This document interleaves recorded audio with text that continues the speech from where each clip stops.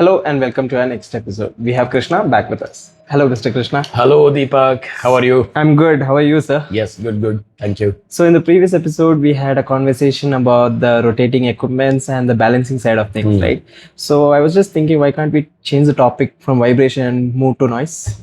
Why not? Yes. If I give it, tell in specific, how about identification of noise source?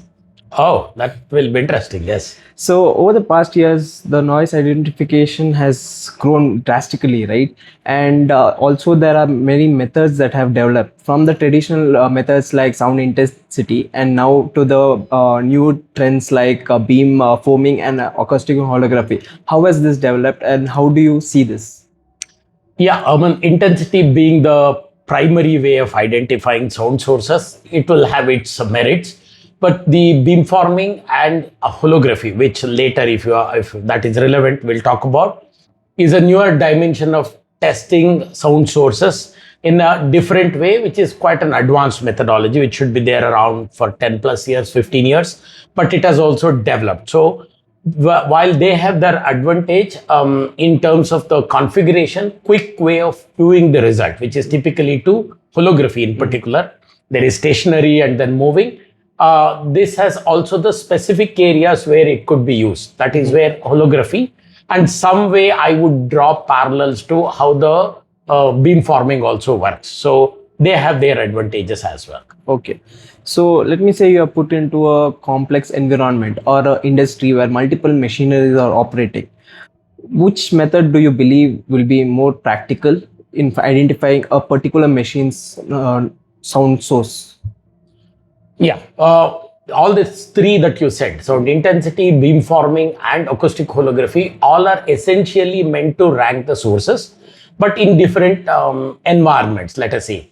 Particular to the specific shop floor area where multiple sources are there, my default priority is on sound intensity, which is one, a very accurate method. Two is simplified hardware. Three is it's the only method complied or compliable to international standard 9614 or something. Yes. So that has its direct merit. Where others can be used, it has its different application area as well. So where do you think that this beam foaming or acoustic holography started growing up? Mostly from automotive. To give one example, this was first introduced as a moving vehicle noise tracking. Let's say pass-by noise, let us say. There is a traditional pass-by noise method that you put a set of microphones or even at the minimum, just two microphones across, then the vehicle passes. Now to know at what time the sound incidents happened, you can have an array of microphones, a set of microphones, which there I say has a comparable way of putting up the hardware in terms of holography as well. So in beamforming, you put these multiple microphones with a definite distance or geometry, they call it as, either in circular or it in a single linear direction. And now from the measurement or the data capturing is concerned, microphone A to B to C, however you have configured, has got a phase lag, which is masked or covered when the microphone number 1 picks up, 2 and 3 and 4 are covered in the technically, and then likewise the other microphones pick up. This way, this will some way say where is the source itself when the pressure increases and the maximum is recorded. So that way this requires, I have not covered it. So the application area is different, basically coming from a moving vehicle and some environments where low frequency is not a serious consideration. Okay. So let's say now this platforms like Grass and Siemens platform are all developing. How do you think that this will grow in the future or develop and showcase a master kind of piece? As I said, intensity is there in the business for a long time, and that is the only one which is complied or compliant to the standards. That people have improved on, and there were times when intensity probe, which essentially now has reduced to just two microphones with a phase offset and all the distances. There were at times multiple microphones as well, like 6 microphones on a head of a measuring head, something like that.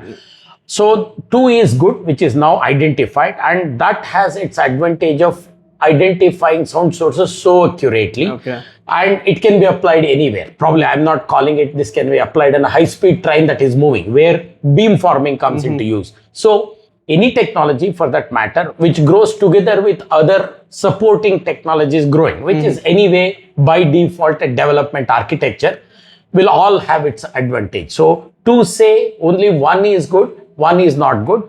Now I can also cover just last minute saying that acoustic holography or even beamforming requires anything like 16 microphones to hundreds of microphones, hundreds of. The least I have known doing it is a 64 microphone configuration, which means you need 64 channels of data acquisition, likewise the processing software and so on. Other way around, you see intensity, it just requires 2 channels, but there you require phase accuracy.